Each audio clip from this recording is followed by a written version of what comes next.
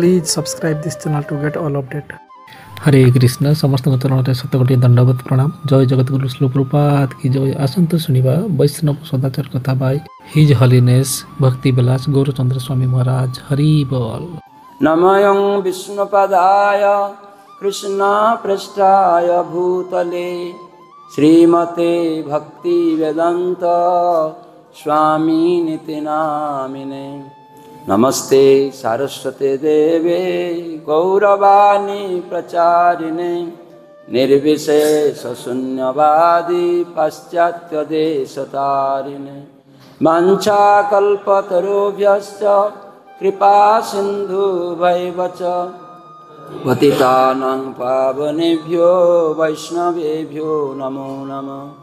हरे कृष्णा कृष्णा कृष्णा हरे हरे, हरे राम राम राम हरे हरे। इस्कन प्रधान कार्यालय श्री मायापुर चंद्रोदय मंदिर एवं शाखा कार्यालय इस्कन भद्रक गौरगोपाल मंदिर तरफ समस्त को असंख्य धन्यवाद ज्ञापन करुछि।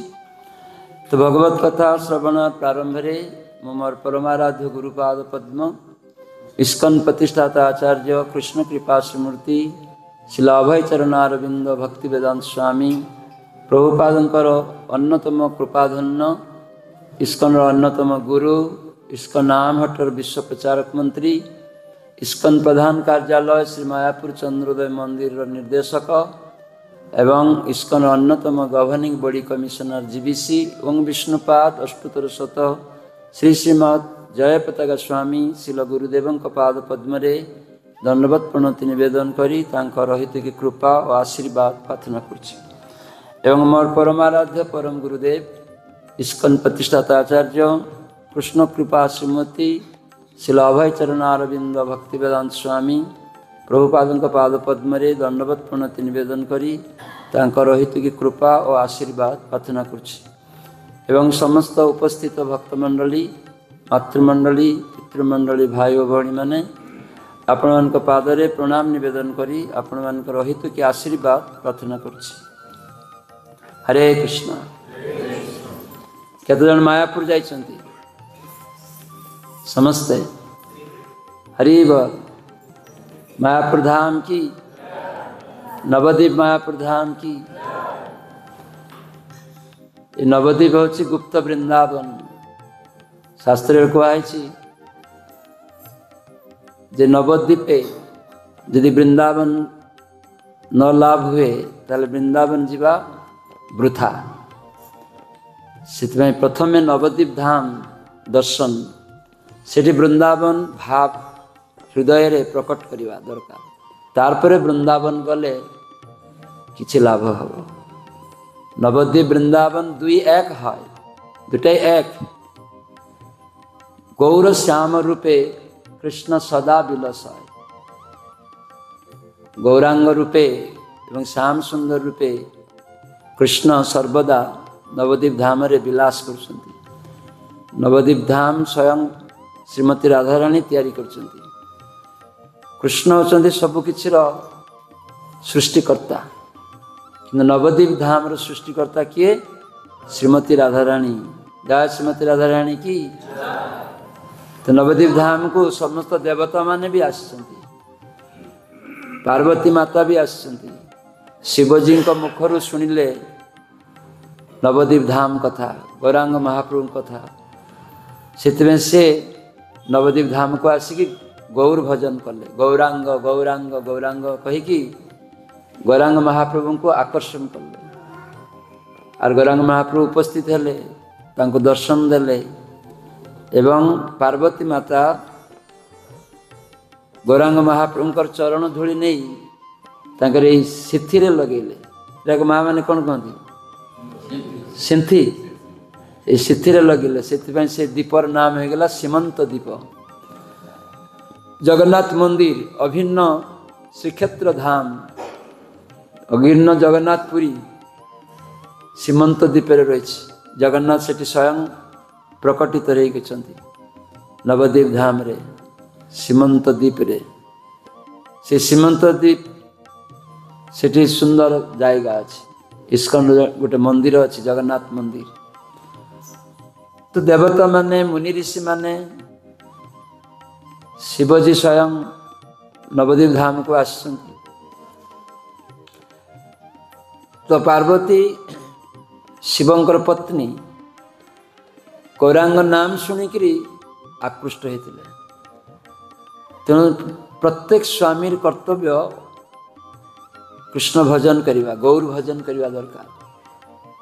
ताहले तांकर निष्ठार स्त्री से जो शुणिबे ताहले से भी गौर भजन आसक्त हे, कृष्ण भजन आसक्त हे। से स्वामी को आचरण करवा दरकार। आदर्श स्वामी कृष्ण भक्ति शिक्षा देवे स्त्री पुत्र कन्या समस्त को। से पिता हे आदर्श, माता हे आदर्श। आम यदि कृष्ण भक्ति न करिबा आचरण ताहले आम पुत्र कन्या केमिति शिखिबे। से पिता माता प्रथम सदाचार पालन करिवे, गर्भधान संस्कार ठू एकदम। एवं गर्भरे संतान आसबे सेतेबेले भी से अन्य किसी चिंता करिवेनी, केवल कृष्ण सेवा कृष्ण कथा ये सब चिंता करिवे। ताहले से पुओ झियो भक्त हेबे। कहीं माँ गर्भरु पुत्र कन्या शिखिक आसती। गुरु महाराज थरे विदेश गोटे चैनल रे गुरु महाराज देखी विदेश रे। तो गोटे माँ गोटे पुत्र उत्पन्न कर, किंतु से केवल कांदना करे, कांदे। तो विदेश रे किसी हेले परीक्षा निरीक्षा हुए खूब। तो ताको डाक्टर पाखक पठाणिया हला। डाक्टर माने देखिले कौन सी रोग नहीं, से मैंने घोषणा कले जे यार ए पिलार कौन सी रोग नहीं।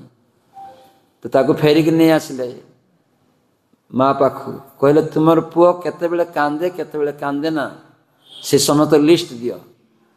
कहले जेतेबेले से सुई जाए, जेतेबेले खाए आ जेतेबेले टीवी देखे सेतेबेले कांदे ना। कहले ठीक अच्छे, टीवी खुल। सेतेबेले कांदुथुला पिलाटा, टीवी बंद, खाइबा बंद, सुईबा बंद। सेतेबेले खूब कांदुची चित्कार करिकरी। सेतेबेले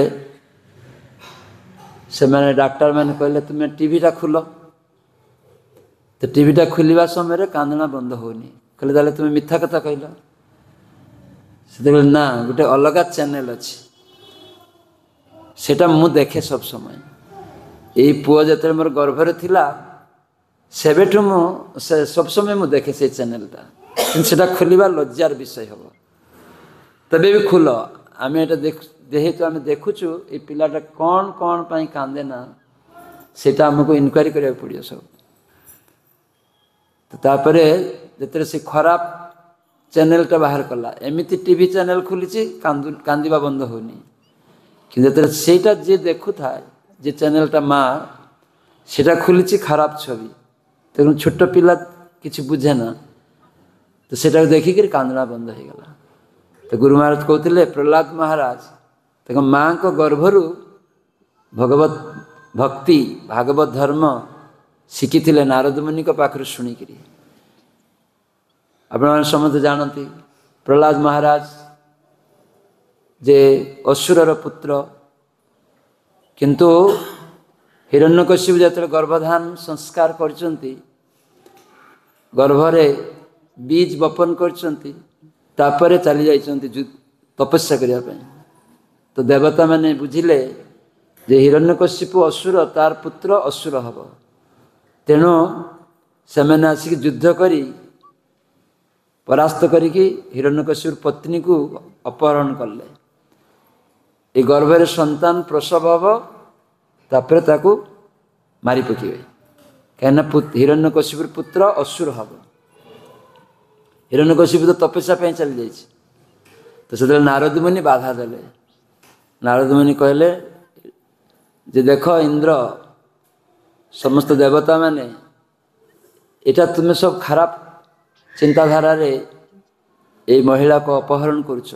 बोले ना ना आमे किसी खराब चिंता करूनु।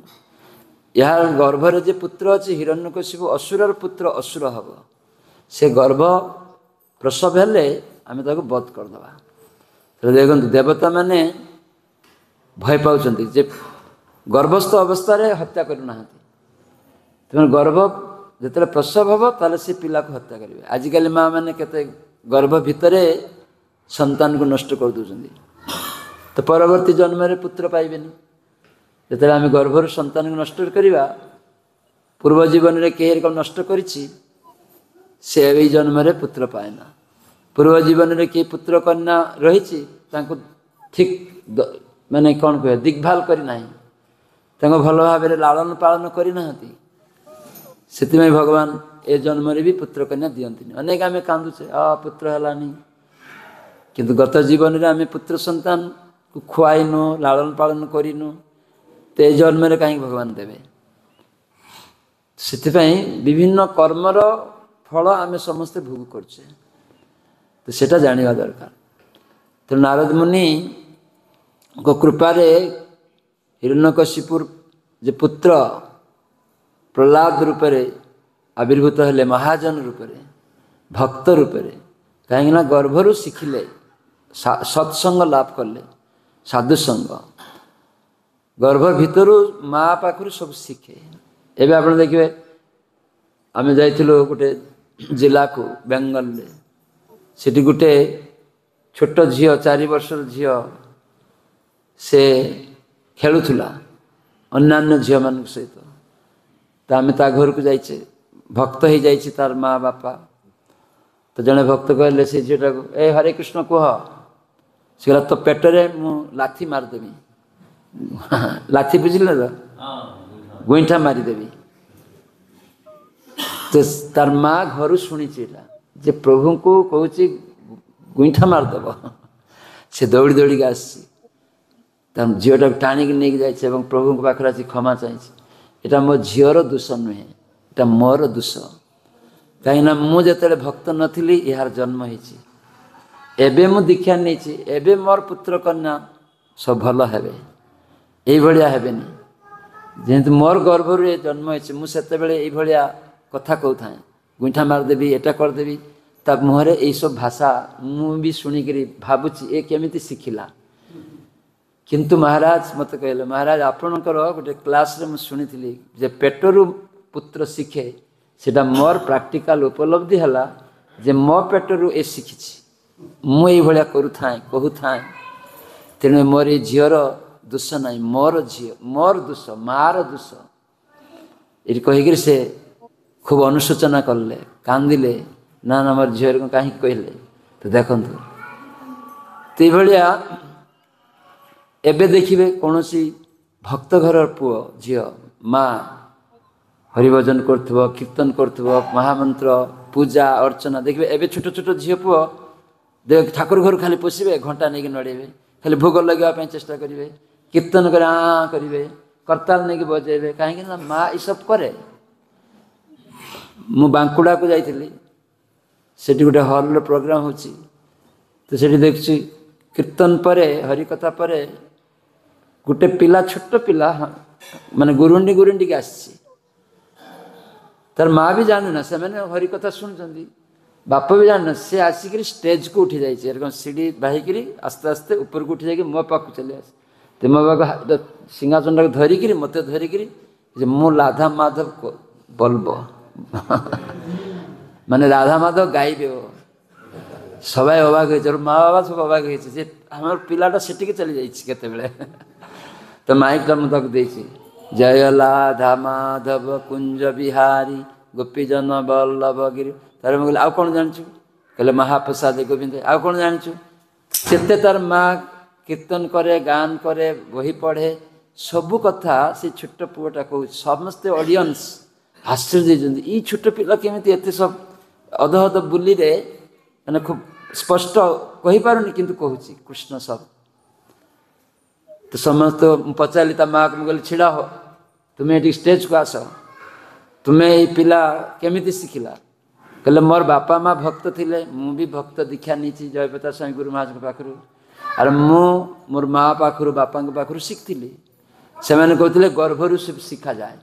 तेणु मोर गर्भरे पुआ आसी, मु तो आगु करी से भी घरे अर्चन करवा भोग लगेवा रांधिबा हरिनाम करवा ग्रंथ पढ़ा सबू मो शशुर घर को आसिकी सब भी युड़िक कै आदर्श झील देखु केमिका तो जब मोर शशुर घरे आगे अनेक भक्त नथिले से मोर आदर्श रे से भी सब दीक्षा नहीं तो ये झील से केते सुंदर माने तार पुओ को भी गठन करिछि तेणु आमर यही सत् आचरण सदाचार माने कौन सत् माने नित्य नित्य होचंदी भगवान और आत्मा होची नित्य तो भगवान के सहित नित्य संबंध एवं तांकर आदर्श को पालन करवाटे सदाचार तांकर शिक्षा को पालन करवा ही होचे सदाचार सदाचार बोलार किछि नहीं जो भगवत भक्त माने भगवान को निर्देश को पालन करती सेटा ही सदाचार प्रभुपाद जो विदेश को गले समस्त कहले जे मु तुम मान को सदाचारी बनवाई आसी सदाचारी कहला आमको दीक्षा दियो कहला आगे सदाचार न पालन कले तुम्हें दीक्षा पाइबनी तो से जे आमे समस्ते शास्त्र कहुई पद्म पुराण रे जे सततम स्मर्तव्यम विष्णु विस्मर्तव्य न जात उचित विधि आ गोटे निषेध विधि कौन न सततम स्मर्तव्यम विष्णु सतत मैंने 24 घंटा भगवान को स्मरण रखा दरकार यहाँ हूँ विधि विस्मर्तव्य न जात उचित सर्वे विधि निषेधा यहाँ हूँ निषेध तो मैंने मु कौन ना कौन से समय भूलिबी नहीं सेटा हूँ निषेध और विधि कौन 24 घंटा भगवान को स्मरण करी इटा सदाचार तो इटा आत्मार धर्म इटा हमको पालन करवा दरकार तो से आम ये मंदिर को आसुचे सकाले तो मुझे कहली मंदिर शब्दर अर्थ कौन मंदिर शब्दर अर्थ आगे यही शब्दटा कहतु मंदिर शब्दर अर्थटा आगे सर्टरे कहतु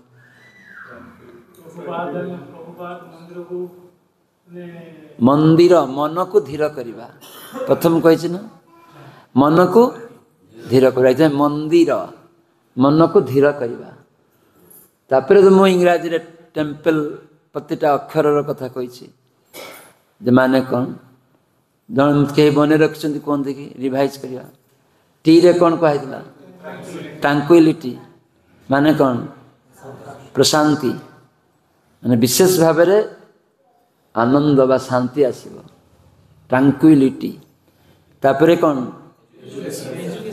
इरे एजुकेशन कौन एजुकेशन गीता भागवतर शिक्षा रे जो मंदिर रु मिलिबो गीता भागवत शिक्षा जो मंदिर रु मिलिबो तो सेटा इस्कन मंदिर रु दिया होछ अन्य जगह गीता भागवत शिक्षा दिया है दिया हुए नहीं तो टी एम रे कौन मेडिकेशन कौन आम यदि गीता भागवत शिक्षा को पालन करवा ताले रोग मुक्ति हम रोग मुक्ति मेडिकेशन रोग मुक्ति हो अनेक जिनिस आम रोग मुक्त हवा देखिए भक्त माने रोग रहिबो कृष्ण गीता कहते जन्म मृत्यु जरा व्याधि दुख दुषानु दर्शनम ये चार्टा जिनिस मनुष्य जन्म हेले इटा रहिबो किंतु आमे अनेक रोगरू मुक्त हो जावा विभिन्न रोगरू तो से गीता शास्त्र भागवत शास्त्र समस्त नियम कानून को जदि आमे पालन करवा तो से नियम कानून पालन करवा भी सदाचार भगवान का आदेश पालन करवा तो से मेडिकेशन टीएमपी रे कौन प्यूरिफिकेशन माने पवित्रीकरण हो जाए कौन पवित्र मुझे कही आत्मज्ञान देहटा पवित्र ना देहटा जो भगवान के सेवारे लगे आत्मा पवित्र से आम पवित्र हवा ना पवित्र हो पार से भगवान के मंदिर को पशि पार भगवान के मंदिर को केत पशि पार्छ जो आम स्नान करुचे खाଇବା दाଇବା ठीक भाव में पवित्र प्रसाद खाऊचे से पवित्र ना असुचि तो आप कहतु केत आम लोक शुणु असुचि कथाटा जिते कहीं जड़े घरे पितामाता मरी जाती ना देहत्याग करती घरे जिते कहीं देहत्याग करे से आम समस्त कौन पालन करूँ असुच पालन ଅଶୁଚି ପାଳନରେ ବ୍ରାହ୍ମଣ କ'ଣ କହିଦିଅନ୍ତି? ମାଛ ମାଂସ ଖାଇବନି। ଥିଲେ ବ୍ରାହ୍ମଣ ଜାଣିଛନ୍ତି ମାଛ ମାଂସ ଖାଇବାଟା ଅଶୁଚି, ହଁ କି ନା? ତେଣୁ ଏଇଟା ପାଳନ କରତେ ହେବ। ଏଇଟା ଗୋଟେ ସଦାଚାର, ଲୋକମାନେ ଜାଣନ୍ତିନି। ତ ଆମେ ମାଛ ମାଂସ ଖାଇବାନି, ତାମାନେ ଏଇଟା ଅଶୁଚି। ତାମାନେ ବାପ ମରିଲେ ତାଙ୍କ ଦେହଟା ବି ଅଶୁଚି। ଆଗେ ଅଶୁଚି ନଥିଲା, ଏବେ ତ ସେ ଅପ୍ରକଟ ହେଇଗଲା, ଆତ୍ମା ଚାଲିଗଲା। ତାହେଲେ ଭଗବାନଙ୍କ ସହିତ ଆତ୍ମାର ସମ୍ବନ୍ଧ ନିତ୍ୟ। ଭଗବାନ ପରମ ପବିତ୍ର। ଅର୍ଜୁନ ଗୀତାରେ କହୁଛନ୍ତି ତୁମେ ପବିତ୍ରମ ପରମମ ଭବାନ। ତାହେଲେ ଆତ୍ମା ତାଙ୍କର ଅଂଶ ହେଇଥିବା ଯୋଗୁଁ ସେଣୁ ପବିତ୍ର। କିନ୍ତୁ ଯେତେବେଳେ ଆମେ ଏଇ ଦେହ ଦ୍ୱାରା ଭଗବାନଙ୍କର ସେବା ନ କରିକିରି ଆମ ଇନ୍ଦ୍ରିୟ ଗୁଡ଼ିକ ଅପବିତ୍ର ହୁଏ, ଯେତେବେଳେ ଆମେ ଅପବିତ୍ର ଜିନିଷ ସ୍ପର୍ଶ କରୁ। ପିତା ବାବା ମାତା ସମସ୍ତେ ଯେତେବେଳେ ମୃତ୍ୟୁବରଣ କରନ୍ତି, ଦେହତ୍ୟାଗ ହୁଏ। କାହାର ଦେହତ୍ୟାଗ ହୁଏ? ପିତାର ଦେହତ୍ୟାଗ ହୁଏ। ତାମାନେ ଦେହଟା ପିତା ନା ପିତା ନୁହେଁ? ମା ଦେହଟା ନା ମା ନୁହେଁ? କ'ଣ ସମସ୍ତେ କୁହନ୍ତୁ? ଦେହଟା ମା ନା ମା ନୁହେଁ? ମା। ତାହେଲେ କାହିଁ କହୁଛନ୍ତି ମା ଦେହତ୍ୟାଗ କଲେ? କାହିଁ କହୁଛନ୍ତି? ଯଦି ଦେହଟା ମା ହେଇଥାନ୍ତା ତାହେଲେ କାହିଁ କହୁଛନ୍ତି ମା ଆଜି ଦେହତ୍ୟାଗ କଲେ? ତାହେଲେ ଦେହଟା ମା ନୁହେଁ। ବୁଝି ହେଉଛି କି? ତ ଏଇ ଜ୍ଞାନ ଅର୍ଜନ କରିବା ଦରକାର। ତାହେଲେ ଦେହଟା ମା ନୁହେଁ, ଦେହଟା ବାପ ନୁହେଁ, ଦେହଟା ପ୍ରଧାନମନ୍ତ୍ରୀ ନୁହେଁ, ଦେହଟା ମୁଖ୍ୟମନ୍ତ୍ରୀ ନୁହେଁ, ଦେହଟା ମାନେ ବଙ୍ଗାଳୀ ନୁହେଁ, ଓଡ଼ିଆ ନୁହେଁ, ଦେହଟା ହିନ୍ଦୁ ମୁସଲିମ ଖ୍ରୀଷ୍ଟିଆନ ନୁହେଁ, ଦେହଟା ବ୍ରାହ୍ମଣ ନୁହେଁ, କଣ୍ଡରା ନୁହେଁ, ମହିଳା ପୁରୁଷ ନୁହେଁ। ତ ସେଇଟା ଜାଣିବା ଦରକାର। ତ ଏଇ ପ୍ରଭୁପାଦ ଏଇଥିପାଇଁ ଏଇ ସଦାଚାର ଗୁଡ଼ିକ ଦେଲେ ଯେମିତି ଆତ୍ମଜ୍ଞାନ ହୁଏ। ସଦାଚାର ପାଳନ ଦ୍ୱାରା ଆତ୍ମଜ୍ଞାନ ହେବ। ତ ସେଥିପାଇଁ ଆମେ ଅଶୁଚି ପାଳନ କରୁଛେ। ଭକ୍ତର କୌଣସି ଦିନ ଅଶୁଚି ନାହିଁ। ଏଥିପାଇଁ ଭକ୍ତମାନେ କେହି ମରିଗଲେ, ଦେହତ୍ୟାଗ ହେଇଗଲେ, କୌଣସି ତାଙ୍କର ନିୟମ ପାଳନ ନାହିଁ। କ'ଣ ପାଳନ କରନ୍ତି? କିଛି ପାଳନ କରନ୍ତି? ସେମାନେ ତ ମାଛ ମାଂସ ଖାଆନ୍ତିନି, ପାଳନ କରିବେ କ'ଣ? ମାଛ ମାଂସ ଖାଇଲେ ତ ପାଳନ କରିବନି, ଯେ ମାଛ ମାଂସ ଖାଇବନି। ତେଣୁ ସେମାନେ ତ ଖାଆନ୍ତିନି, ପାଳନ କରିବେ କ'ଣ? ତାମାନେ ସେମାନେ ଶୁଚି। ସେଥିପାଇଁ ସେମାନେ ସବୁ ଠାକୁର ପୂଜା କରିବେ, କୀର୍ତ୍ତନ କରିବେ, ଭାଗବତ ପାଠ କରିବେ, ସବୁ କିଛି କରିବେ। ଏଇଟା ଲୋକମାନଙ୍କୁ ଜାଣିବା ଦରକାର। ବାପା ଯେତେବେଳେ ଦେହତ୍ୟାଗ କଲେ, ସେତେବେଳେ ଦେହଟା ସ୍ପର୍ଶ କଲେ ଆମକୁ ସ୍ନାନ କରିବାକୁ ପଡ଼ୁଛି। ବାପା ଯେଉଁଠି ଶୁଥିଲେ ତାଙ୍କୁ ଆଣିକି ପୋଡ଼ିଦେଲେ, ସେଇ ଜାଗାରେ ଗୋବର ଦେଇକି ଗଙ୍ଗା ଜଳ ଛିଟିକି ପବିତ୍ର କରୁଛୁ। ତାହେଲେ ବାପା ଏତେ ଅପବିତ୍ର ହେଇଗଲେ। ଯାହାକୁ ଆମେ ବାପା ବାପା କରୁଥିଲୁ, ମା ମା କହୁଥିଲୁ, ସେ ଏତେ ଅପବିତ୍ର ହେଇଗଲେ। ତାମାନେ ଏବେ ଲୋକ କ'ଣ କରୁଛନ୍ତି? ମାଛ ମାଂସ ଅପବିତ୍ର ଜିନିଷ। ଆତ୍ମା ଚାଲିଯାଇଛି, ସେ ଶବ, ବାପା ଦେହତ୍ୟାଗ ହେଇଗଲେ ଶବ କୁହାହେଉଛି ନା? ଠିକ୍ ସେଭଳିଆ ମାଛ ମାଂସ ଆତ୍ମା ଚାଲିଯାଇଛି ମାନେ ଶବ, ତାମାନେ ଅଶୁଚି। ତାମାନେ ଆମେ ସବୁ ନେଇ ଆସିକିରି ଗାଁ ଲୋକମାନେ କ'ଣ କରୁଛନ୍ତି? ଏବେ ଲୋକମାନେ କ'ଣ କରୁଛନ୍ତି? ଫ୍ରିଜରେ ରଖିକିରି ରାନ୍ଧିକିରି ତାକୁ ସେଟାକୁ ଗ୍ରହଣ କରୁଛନ୍ତି। ତାହେଲେ ସେଟା ଶୁଚି ନା ଅଶୁଚି?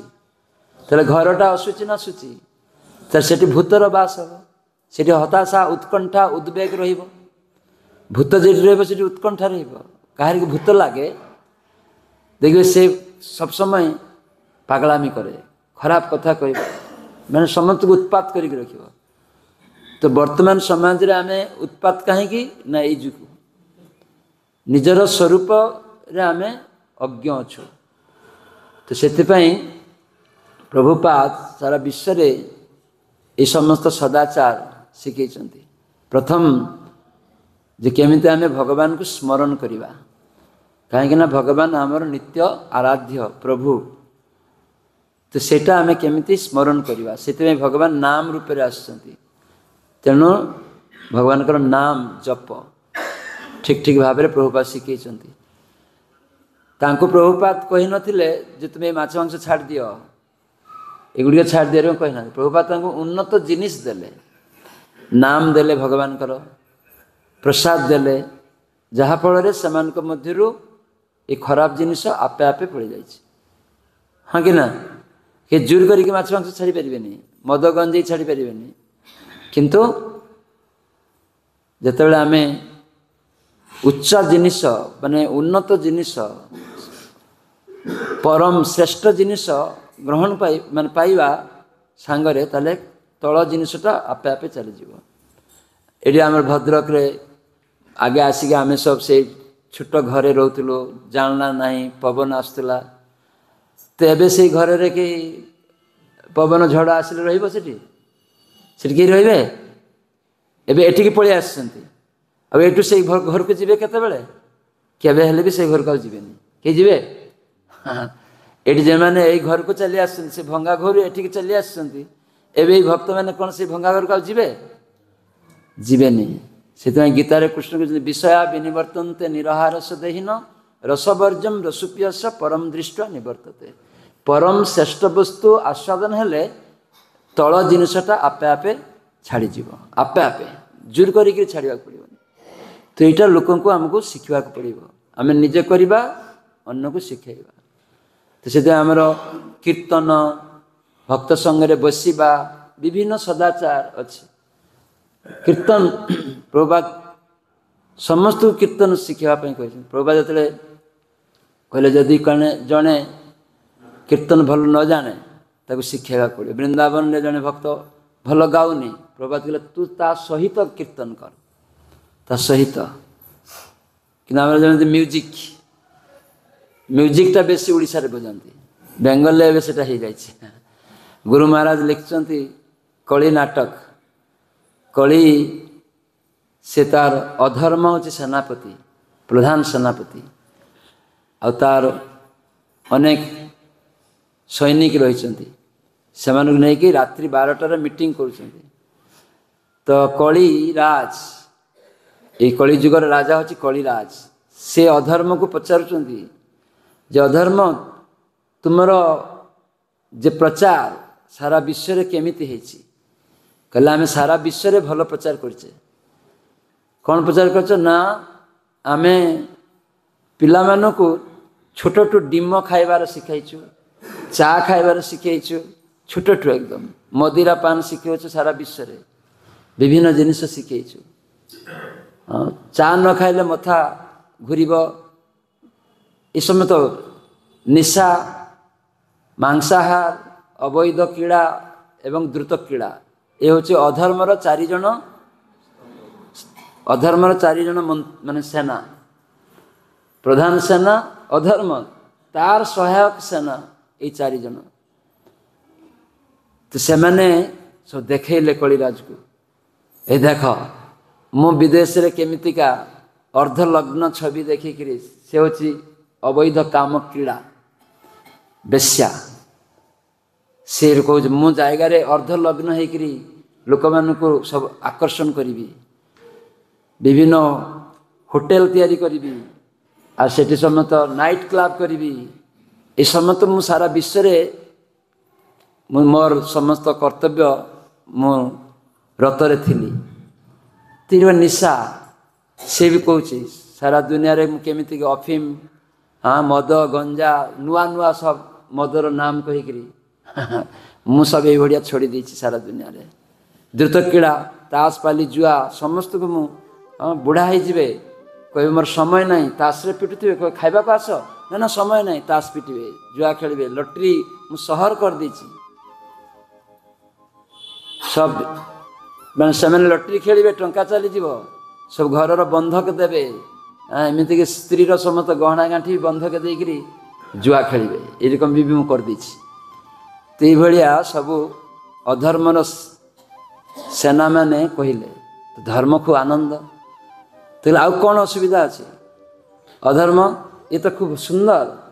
କହିଲେ ନା ଭାରତବର୍ଷ ପଶି ହେଉନି। କ'ଣ ପାଇଁ ପଶି ହେଉନି? ନା ଭାରତବର୍ଷରେ ଅନେକ ମଠ ମନ୍ଦିର ଅଛି, ଭାରତବର୍ଷରେ ଅନେକ ମଠ ମନ୍ଦିର ଅଛି। ହେଲେ କ'ଣ ଅସୁବିଧା? ମଠ ମନ୍ଦିର ହେଇଛି ତ କ'ଣ ହେଇଛି? ନା ଅନେକ ଭାଗବତ ବକ୍ତା ମାନେ ଅଛନ୍ତି, ହେଲେ କ'ଣ ଅସୁବିଧା ଅଛି? ନା ସେଠି କେମିତି ଯିବ? ତ କଳିରାଜ କହିଲେ ଦେଖ ଭାଗବତ ବକ୍ତା ରହିବେ, କିନ୍ତୁ ସେମାନେ ଆଚରଣ କରିବେନି, ସେମାନେ ଟଙ୍କା ନେବେ, ବ୍ୟବସାୟ କରିବେ, ଭାଗବତକୁ ବ୍ୟବସାୟରେ ରଖିବେ, କୀର୍ତ୍ତନକୁ ବ୍ୟବସାୟରେ କରିବେ। ତ ସେଠି ମୋର କିଛି ଭୟ ନାହିଁ। କୀର୍ତ୍ତନୀୟ ମାନେ ଟଙ୍କା ନେଇକରି କୀର୍ତ୍ତନ ଗାଇବେ, ସେ ବ୍ୟବସା, ସେଇ କୀର୍ତ୍ତନର ମୋର କୌଣସି ଅସୁବିଧା ନାହିଁ। ସେଟା ମୋର ଚାଲାକି ନା, ସେଠି ମୁଁ ରହିଛି ନା। ତ ଅଧର୍ମ କହୁଛି ସେଠି ମୁଁ ରହିଛି।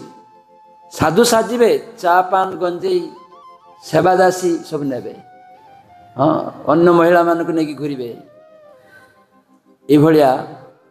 ସେଥିପାଇଁ ଇସ୍କନରେ କୁହା ନା ତୁମେ ଅନ୍ୟ ମହିଳା ଯଦି ନେବ ନିଜ ସ୍ତ୍ରୀ ଛାଡ଼ା ଅନ୍ୟ ମହିଳା ମିଶିବନି, ତାହେଲେ ଇସ୍କନ ତାକୁ ବହିଷ୍କାର କରିଦିଆ ହୁଏ। ଏଥିପାଇଁ ସେ ଯେତେ ବଡ଼ ପଦବୀରେ ଆସିଗଲେ କୁହା ନା ତୁମେ ରହିପାରିବନି, ଏଇଟା ଠିକ୍ ନା।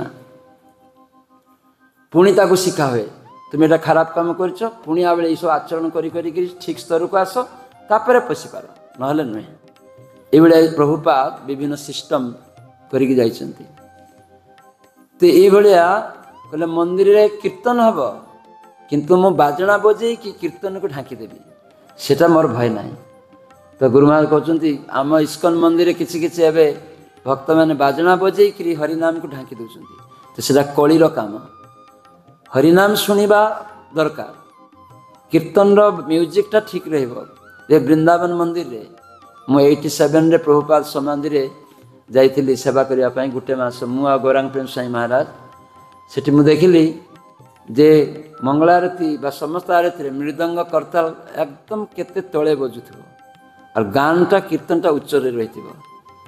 କି ଗୋପାଳ ଭଟ୍ଟ ପ୍ରଭୁ, ହଁ କି ନା? ଯଦି ସେଠି କେହି ଜଣେ ଉଚ୍ଚା କରିଦେବେ ତାଙ୍କ କରତାଳ ମୃଦଙ୍ଗକୁ ବାହାର ନେଇ ନେବେ। ପ୍ରଭୁପାଦଙ୍କ ଶିଷ୍ୟମାନେ ଆସିକି ମୃଦଙ୍ଗ କରତାଳକୁ କାଢ଼ି ନେବେ। ଟଙ୍ଗ ଟଙ୍ଗ କରି ଅଳ୍ପ ସାଉଣ୍ଡ, କୀର୍ତ୍ତନଟା ଜୋରରେ ହେବ, ମୃଦଙ୍ଗ କରତାଳ ସାଉଣ୍ଡ କମ୍ ରହିବ। କାହିଁକି? କ'ଣ କୁହାହେଇଛି? ମାନେ ଗାନ ବାଜନା ମାନେ କୀର୍ତ୍ତନ ଏବଂ ବାଜନା, ତ ମାନେ କରତାଳ ମୃଦଙ୍ଗର ଡାହାଣର ତଳେ ରହିବ। କରତାଳଟା ମୃଦଙ୍ଗର ଡାହାଣ ଯେ ବାଜନା ତାର ତଳେ ରହିବ, ଏମିତିକା ବାଜନା। ତ ଯଦି ଆମେ ଡ୍ରାମ ପିଟେଇବା ତାହେଲେ ହରିନାମଟା ବନ୍ଦ ହେଇଯିବ, ଶୁଣିପାରିବେନି। କି ଡ୍ରାମଟା କି ଶୁଣିକି ନାଚିବେ। ହରିନାମ କୀର୍ତ୍ତନରେ ନାଚିବାଟା ଅସଲ ସଦାଚାର, ଡ୍ରାମଟା ପିଟେଇକି ନାଚିବାଟା ସେଟା ଅସଦାଚାର, ସେଟା ସଦାଚାର ନୁହେଁ। ଆମେ ଡ୍ରାମ ପିଟେଇକି ନଚେଇବା ଭଲ, କିନ୍ତୁ ଡ୍ରାମଟା ମୋର କୀର୍ତ୍ତନ ଉପରେ ରହିବନି, ଡ୍ରାମଟା କୀର୍ତ୍ତନ ତଳେ ରହିବ। ଆମେ କ'ଣ ନା ମାଇକ୍ରୋ ଫୋନ୍ ନେଇକିରି ଡ୍ରାମ ତଳେ ଦେଇ ଦେଉଛେ, ହଁ ସେଟା ଭଲ ନୁହେଁ। ଆମର ନୃତ୍ୟର ଯେ କୀର୍ତ୍ତନର ତରଙ୍ଗରେ ସେଇ ସୁନ୍ଦର ତାଳରେ ଅଟୋମେଟିକରେ ନୃତ୍ୟ ହେବ, ବାଜଣାଟା ରହିବ ତାର ତଳେ, ତାହେଲେ ଭଲ ହେବ। ତ ଏଇଗୁଡ଼ିକ ଭକ୍ତମାନଙ୍କୁ ବି ଶିଖିବାକୁ ପଡ଼ିବ। ଏବେ ଆମେ ଅନେକ ମଠ ମନ୍ଦିରକୁ ଯାଉ, ସେଠି କୀର୍ତ୍ତନ ହୁଏନି। ଏବେ ଆଉ ମେସିନ୍ ବାହାରି ଯାଇଛି। ଅଧର୍ମ କହୁଛି ଦେଖ ମୁଁ ଏବେ ମେସିନ୍ ବାହାର କରିଛି, ବଡ଼ ବଡ଼ ମନ୍ଦିର ହେବ, ସବୁ ବଡ଼ ବଡ଼ ଧନୀ ଲୋକମାନେ ମନ୍ଦିର ନ କଲେ ତାଙ୍କର ପ୍ରତିଷ୍ଠା ହେବନି। ସେମାନେ ମନ୍ଦିର କରିକି ବାହାବା ନେବେ, କିନ୍ତୁ ମନ୍ଦିରର କିଛି କୀର୍ତ୍ତନ ହେବନି ଠାକୁର ସାମ୍ନାରେ। ସେଠି ମେସିନ୍ ବସିବ, କାରେଣ୍ଟ ସୁଇଚ୍ ଦେଇଦେବେ, ଢୁମ୍ ଢାମ୍ ଏଇ ଶବ୍ଦ ହେବ, ଆଉ କୌଣସି କୀର୍ତ୍ତନ ହେବନି। ଆଜିକାଲି ଓଡ଼ିଶାରେ ଅଛି ଏଇଭଳିଆ, ଓଡ଼ିଶାରେ କିଛି ଜାଗାରେ ଅଛି, ଭଦ୍ରକରେ ଅଛି। ମୁଁ ଭଦ୍ରକରେ ଗୋଟେ ମାରୱାଡ଼ି ଘରକୁ ଯାଇଥିଲି ବହୁ ବର୍ଷ ତଳେ, ମାନେ 20 ବର୍ଷ ତଳେ। ସେଠି ମୋତେ ନେଇ ଯାଇଥିଲେ, ସେଠି ଯାଇକି କହିଲେ ମହାରାଜ ଏଠି ଦେଖନ୍ତୁ ଡ୍ରାମ ମାନେ ମେସିନ୍ ପିଟୁଛି, କୀର୍ତ୍ତନ ନାହିଁ। ତ ମୁଁ କହିଲି ଏଇଟା ବନ୍ଦ କର, ଆମେ କୀର୍ତ୍ତନ କରିବା ସବୁ। ତ ଭକ୍ତମାନେ ହରିନାମ କଲେ। ତ ଏଇଗୁଡ଼ିକ ଭକ୍ତମାନଙ୍କୁ ଜାଣିବା ଦରକାର, ଏବଂ ଯେଉଁମାନେ ଜାଣିନାହାନ୍ତି ତାଙ୍କ ସହିତରେ ସେଟାକୁ ଶିଖେଇବା ଦରକାର। କିନ୍ତୁ ଆମେ ସେମାନଙ୍କୁ ଶିଖଉନୁ। କାହିଁକି ଶିଖଉନୁ ଜାଣିଛନ୍ତି? ଶିଖିଲେ କହେ ତୁମେ ବେଶୀ ଜାଣିଯାଇଛ, ହଁ ତୁମେ ବେଶୀ କହୁଛ, ଏଇଟା କହିକିରି ଅବମାନନା କରିବେ। ଏଥିପାଇଁ ଭକ୍ତମାନେ କାହିଁକି ଆଗଠୁ ଭକ୍ତମାନେ କାହିଁକି ମାନେ ତଳକୁ ଯାଉଛନ୍ତି? ହୟତ ତିଲକମାଳା ପିନ୍ଧିକିରି ଘୁରୁଛନ୍ତି, ବାହା ବା ପ୍ରତିଷ୍ଠା ନେଉଛନ୍ତି, କିନ୍ତୁ ଆସ୍ତେ ଆସ୍ତେ ଭକ୍ତିର ମାନ କମିଯାଇଛି, ଭକ୍ତିର ଯେ ମାନଟା କମିଯାଇଛି। ତ ଏଇଗୁଡ଼ିକ ନ ଗ୍ରହଣ କରିବା ଦ୍ୱାରା, ସକାଳେ ମୁଁ କହୁନଥିଲି ଶୃଣତ୍ୱା ଶ୍ରଦ୍ଧୟା ନିତ୍ୟମ୍, ଶୁଣିବା ଆମେ ଶ୍ରଦ୍ଧାର ସହିତ। ତ ଆମର ଯେଉଁମାନେ ଭକ୍ତ ହେବେ ପ୍ରଥମ ତାଙ୍କର ଶ୍ରବଣ ମାନେ ଶ୍ରୋତା, ଭଲ ଶ୍ରୋତା ହେବା ଦରକାର। ଭଲ ଶ୍ରୋତା ମାନେ କ'ଣ? ସେମାନେ ଭକ୍ତମାନଙ୍କର କଥା ଶୁଣିବା ଦରକାର, ବୁଝିପାରୁଛନ୍ତି?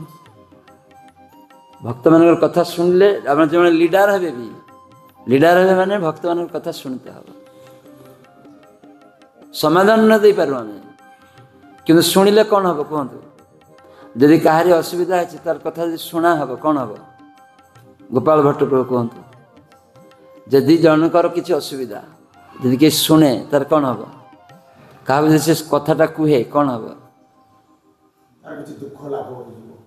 ସେ ଯେଟା ଭାବୁଥିଲା ତାର ଦୁଃଖଟା ଅନେକ ଲାଘବ ହେଇଯିବ, ହାଲକା ହେଇଯିବ ନା। ଭାରି ହେଇକିରି ବୁଝା ହେଇକି ଥିଲା, କାହାରିକି କହିପାରୁନଥିଲା, କିନ୍ତୁ କାହାରିକି ମାନେ ଶୁଣିବ ବୋଲିକି କାହାରିକି ପାଉନଥିଲା। ଏଥିପାଇଁ ଭକ୍ତ ଯେଉଁମାନେ ଲିଡର ହେବେ, ପରିଚାଳନା କରିବେ, ତ ଆମର ଗୁରୁ ପ୍ରଭୁପାଦ କହିଛନ୍ତି, ଗୁରୁମାନେ ସମସ୍ତ ଇସ୍କନ ଭକ୍ତକୁ ଲିଡର ହେବାକୁ ପଡ଼ିବ। ତାମାନେ ସମସ୍ତେ ଶୁଣିବେ ସମସ୍ତଙ୍କର କଥା, ତାମାନେ ପରସ୍ପର ଲିଡର ହେବେ। ହଁ, ତାହେଲେ ସମସ୍ତେ ସମସ୍ତଙ୍କର କଥା ଶୁଣିବେ, ଆଦାନ ପ୍ରଦାନ। ଏଥିପାଇଁ ନାମହଟ୍ଟ ସଂଘ କରାହେଇଛି। ସେମିତି ଯେମିତି ନାମହଟ୍ଟରେ ବସିକି ଆଦାନ ପ୍ରଦାନ ହୁଏ, ଯଦି ଆଦାନ ପ୍ରଦାନ ନ ହେବ ତାହେଲେ କିଛି ଲାଭ ହେବନି। ମନ୍ଦିର ହେଇଛି, ଏଠି ବି ଭକ୍ତମାନେ ଆସିବେ, ଯେଉଁମାନେ ପରିଚାଳନା କରିବେ ତାଙ୍କ ସହିତ ଆଦାନ ପ୍ରଦାନ କରିବେ, ତାହେଲେ କ'ଣ ହେବ? ସେଥିପାଇଁ ଏଇଟା ଗୋଟେ ବଡ଼ ଶ୍ରୋତା। ଭାଗବତ କଥା ଶ୍ରୋତା ହେବେ ଠିକ୍, କିନ୍ତୁ ଆଉ ବେଳେ ପୁଣି ଏଇ ଶ୍ରୋତା ବି ହେବାକୁ ପଡ଼ିବ ଲିଡର ମାନଙ୍କୁ। ତାମାନେ ଲିଡର ପ୍ରଭାତ ବୁଝୁଛନ୍ତି, ଇସ୍କନ ଭକ୍ତ ସମସ୍ତଙ୍କୁ ଲିଡର ହେବାକୁ ପଡ଼ିବ। ତାମାନେ ଯିଏ 2 ଦିନ ଆସିକିରି ଭକ୍ତ ହେଇଯାଇଛି ସେ ବି ଲିଡର ହେବ। ସେ ଯାଇକି ପ୍ରଚାର କରିବ, ଲୋକ କହିବ ଆପଣ ହରିନାମ କରନ୍ତୁ। ତାମାନେ ଏଇଭଳିଆ ପ୍ରଚାରକ, ଏଇଭଳିଆ ଲିଡରସିପ୍ ନେବେ, ସମସ୍ତଙ୍କୁ ଲିଡରସିପ୍ ଦିଆହେବ। କିନ୍ତୁ ଜଣେ ବି ପୁଣି କେନ୍ଦ୍ରରେ ରଖିବାକୁ ପଡ଼ିବ ଗୁରୁ ଏବଂ କୃଷ୍ଣକୁ। ତାପରେ ଆମକୁ ଏଇ ଆଚରଣ ବିଧି ଯେ ନା ମୁଁ କିଛି କରିବାକୁ ଚାହୁଁଛି, ତାହେଲେ ମୋତେ ପରାମର୍ଶ କରିବାକୁ ପଡ଼ିବ। କିଛି ଆମେ କରିବାକୁ ଚାହୁଁଛୁ, ମୋ ନାମହଟ୍ଟ ହଉ, ମନ୍ଦିର ହଉ, ପରାମର୍ଶ କରିବାକୁ ପଡ଼ିବ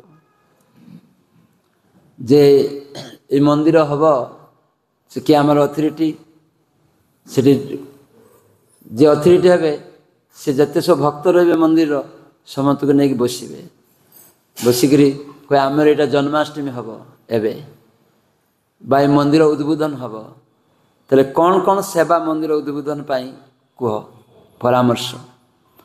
ମନ୍ଦିର ଉଦ୍বোଧନ ଆଗେ ଲିଡର ନେଇକରି ସମସ୍ତ ଭକ୍ତକୁ ନେଇକି, ଏବଂ ଲୋକାଲ କିଛି ଭକ୍ତ ଥିବେ ଯେଉଁମାନେ ରହିଛନ୍ତି, ତାଙ୍କ ପାଖରୁ ବି କିଛି ବୁଦ୍ଧି ନିଆ ଦରକାର, ସେମାନେ ବି କିଛି ଆମକୁ ସାହାଯ୍ୟ କରିବେ। ସେଇଭଳିଆ ବିଭିନ୍ନ ମାନେ ଗ୍ରୁପ୍ ତିଆରି କରତେ ହେବ ବିଭିନ୍ନ ଜାଗାରେ।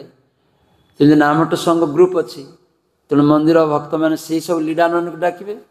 ଏବେ ଏଠି ଯାହା ଆଲୋଚନା ହେବ ସେମାନଙ୍କୁ କହିବେ ତୁମେ ବି ଯାଇକି ତୁମ ଗ୍ରୁପ୍ରେ ଆଲୋଚନା କରିବ, ସେମାନେ କେମିତି ସେବା ସାହାଯ୍ୟ କରିବେ ବିଭିନ୍ନ ବିଷୟରେ। ମନ୍ଦିର ଆମର ଭଦ୍ରକ ମନ୍ଦିର ଆମେ ଉଦ୍বোଧନ କରିବା 2026 ସାଲରେ, ମାଘୀ ସପ୍ତମୀ ନା କି ମାଘ ମାସ ସପ୍ତମୀ ଅଦ୍ୱୈତ ଆଚାର୍ଯ୍ୟଙ୍କର ଆବିର୍ଭାବ ଦିନରେ। ଏଇଟା ଏବେଠୁ ପ୍ରସ୍ତୁତି ନିଆ ହେଉଛି, ତେଣୁ ଏବେଠୁ କ'ଣ କ'ଣ କରାହେବ ସେଟା ଦରକାର। ଭକ୍ତମାନଙ୍କୁ ଆମନ୍ତ୍ରଣ କରାହେବ, କେମିତି ଏଠି ସମସ୍ତେ ପ୍ରସାଦ ପାଇବେ, ପରିବେଷଣ ହେବ, କେତେ ଲୋକ ଆମେ ପ୍ରସାଦ ପାଇବା, କେଉଁଠି କେଉଁଠି ଭକ୍ତମାନେ ଆସିକି ରହିବେ। ତ ବିଭିନ୍ନ ପରିକଳ୍ପନା, ବିଭିନ୍ନ ଆମେ ଯଦି ଲିଡର ଜଣେ ଖାଲି ଭାବେ ଯେ ମୁଁ ଏଇଟା କରିବି ସେଟା କରିବି, କେଉଁଠି ଭୁଲ ରହିଯିବ କି ନାହିଁ। ଆଉ ଜଣେ କନିଷ୍ଠ ଭକ୍ତ ଥିବେ ବି, ତାଙ୍କ ପାଖରୁ ବି କିଛି ବୁଦ୍ଧି ଆସିବ, ସେ ବି ଶିକ୍ଷା ଦେବେ। ଏଥିପାଇଁ ଗୁରୁତ୍ୱ, ଭକ୍ତମାନଙ୍କ ପରାମର୍ଶ ପରେ ଗୁରୁତ୍ୱ ଦେଇତେ ହେବ ଭକ୍ତମାନଙ୍କୁ। ମହାପ୍ରଭୁ ସେ ତ ସ୍ୱୟଂ ଭଗବାନ, ସେ ଯେତେବେଳେ ଶୌଚାଳୟକୁ ଯାଉଛନ୍ତି ଜିଭଟାକୁ କାମୁଡ଼ିକି ଯାଉଛନ୍ତି, ମାନେ ମହାପ୍ରଭୁ କିଛି ଶିଖାଇବା ପାଇଁ ଏଟା କରୁଛନ୍ତି। ତ ଛୋଟ ପିଲା ଗୋପାଳ, ସେ ହେଉଛି ମହାପ୍ରଭୁ ଜିଭଟା କାମୁଡ଼ିକି କାହିଁକି ଯାଉଛନ୍ତି?